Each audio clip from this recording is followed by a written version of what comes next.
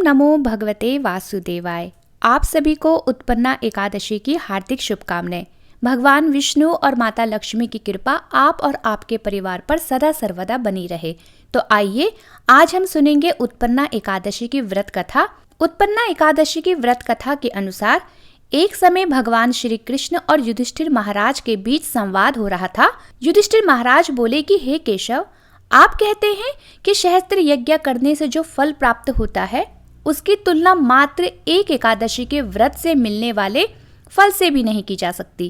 कृपया करके आप मुझे बताएं कि यह एकादशी इतनी विशेष क्यों है और किस प्रकार यह इतनी कल्याणमय बनी।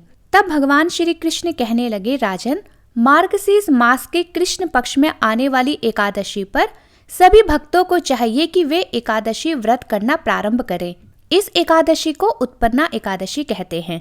एक समय सतयुग में मूर नामक एक अत्यंत भयानक दैत्य रहता था, जिसने अपने क्रोध और बाहुबल से स्वर्ग के राजा इंद्र सहित समस्त देवताओं को पराजित करके अपने नियंत्रण में कर लिया था। इसलिए इस संकट से मुक्ति प्राप्त करने के लिए सभी देवता ब्रह्मा जी की अध्यक्षता में भगवान शिव की शरण में पहुंचे और स्वयं को बचाने के लिए भगवान शिव से प्रार्थना करने लगे। देवताओं की वाणी सुनकर भगवान शिव देवताओं से बोले कि हे देवराज इंद्र, इस घोर कष्टमय स्थिति से आपको केवल भगवान श्री हरि ही मुक्ति प्रदान कर सकते हैं, इसलिए आप उनकी शरण में जाएं, वह अवश्य ही आपकी सहायता करेंगे। यह सुन सभी देवतागण ब्रह्मा जी को साथ ले भगवान विष्णु की शरण में क्षीर सागर पहुंचे। वहां जाकर उन्होंने भगवान विष्णु की स्तुति कर उनसे प्रार्थना की कि हे कमल नयन, हे मधुसूदन, आप सदैव अपनी शरण में आने वालों की रक्षा करते हैं। हे प्रभु, ब्राह्मण कुल में नारीजंग नामक एक शक्तिशाली दैत्य उत्पन्न हुआ था, जिसने सभी देवताओं का संहार करने की प्रतिज्ञा ली थी। उसका पुत्र है मूर, इसकी नगरी का नाम है चंद्रावती और इस दैत्य ने त्रिलोक में हाहाकार मचाया हुआ है। इसने सभी देवताओं को पराजित कर अपने पराधीन कर लिया है। हे प्रभु, आप हमारी रक्षा करें। यह सुनकर भगवान विष्णु क्रोध में भरकर सभी देवताओं से कहने लगे कि हे देवगण, आप सभी चंद्रावती नगरी पर आक्रमण करें और मैं स्वयं इस युद्ध का नेतृत्व करूंगा। जब मूर दैत्य ने सभी देवताओं को अपनी नगरी की ओर आते हुए देखा तो वह अपने सैनिकों के साथ गर्जना करते हुए युद्ध के लिए देवताओं की ओर बढ़ा।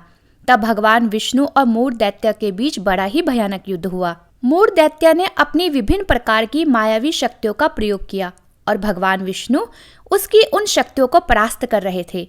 इस प्रकार यह युद्ध पूरे 1000 वर्ष तक चलता रहा। तब भगवान विष्णु ने अपनी एक दिव्य लीला प्रकट करी। भगवान विष्णु अचानक से उस युद्ध भूमि से अदृश्य हो गए और बद्रिकाश्रम में चले गए। वहां उन्होंने एक अत्यंत सुंदर गुफा में विश्राम किया। जब मूर को यह बात पता चली कि भगवान विश्राम कर रहे हैं तो उसने निश्चय किया कि अब वह भगवान श्री हरि का वध कर देगा। वह उसी क्षण उस गुफा में पहुंच गया जहां भगवान श्री हरि विश्राम कर रहे थे। जैसे ही उस मूर दैत्य ने भगवान को विश्राम करता हुआ देखा तो वह उन पर प्रहार करने लगा।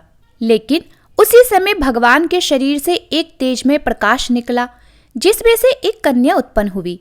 वह बिजली के समान तीव्र और समस्त अस्त्र शस्त्रों से सुसज्जित थी। इस कन्या ने मूर को युद्ध के लिए ललकारा। इस अत्यंत कांतिमय कन्या को देखकर मूर भी आश्चर्यचकित हो गया। युद्ध की ललकार सुन उसने उस कन्या से युद्ध करना प्रारंभ किया। तब उस कन्या ने सभी अस्त्रों का विनाश करते हुए उसका सिर धड़ से अलग कर दिया और वह मूर नामक दैत्य मृत्यु को प्राप्त हुआ। जैसे ही उसकी मृत्यु हुई, भगवान श्री हरि निद्रा से जाग उठे और उस तेजस्वी कन्या से पूछने लगे कि हे देवी, आप कौन हैं और इस असुर का वध किसने किया। तब वह कन्या हाथ जोड़कर बड़ी ही विनम्रता से कहने लगी कि हे पूर्ण पुरुषोत्तम, मैं आपके ही दिव्य शरीर से उत्पन्न हुई हूँ। यह दैत्य आपको क्षति पहुंचाना चाहता था, इसलिए मैंने इसका वध कर दिया। यह सुन भगवान अत्यंत प्रसन्न हुए और कहने लगे कि हे देवी, आपने सभी देवताओं को इस महान संकट से बचाया है और आपके इस पराक्रम से मैं अति प्रसन्न हूँ। आपको जो वर चाहिए वो मैं देने के लिए तैयार हूँ। यह सुन वह कन्या बोली कि हे प्रभु, यदि आप मुझ पर प्रसन्न हैं तो मुझे वरदान दीजिए, क्योंकि आज के दिन मैं उत्पन्न हुई हूँ। जो भी व्यक्ति आज के दिन उपवास कर आपकी पूजा अर्चना करेगा मैं उसके समस्त पाप नाश कर सकूं। जो भी व्यक्ति आज के दिन संध्या के समय भोजन ग्रहण करेगा या संपूर्ण उपवास का पालन करेगा, आप उस व्यक्ति को सुख संपत्ति और मोक्ष प्रदान करेंगे। यह सुनकर भगवान श्री हरि बोले, हे देवी, आप मेरी आध्यात्मिक शक्ति के रूप में कृष्ण पक्ष के 11वें दिन उत्पन्न हुई हो, इसलिए संसार आपको एकादशी के नाम से जानेगा। आपकी उत्पत्ति का यह दिन मुझे अत्यंत प्रिय होगा। इसके आगे भगवान श्री कृष्ण युधिष्ठिर जी से कहते हैं कि हे युधिष्ठिर, जो भक्त एकादशी व्रत का पालन करना चाहते हैं वह भक्त उत्पन्ना एकादशी से एकादशी व्रत प्रारंभ कर सकते हैं। इस प्रकार उत्पन्ना एकादशी व्रत की कथा संपन्न हुई। बोलिए लक्ष्मी नारायण भगवान की जय। एकादशी माता की जय।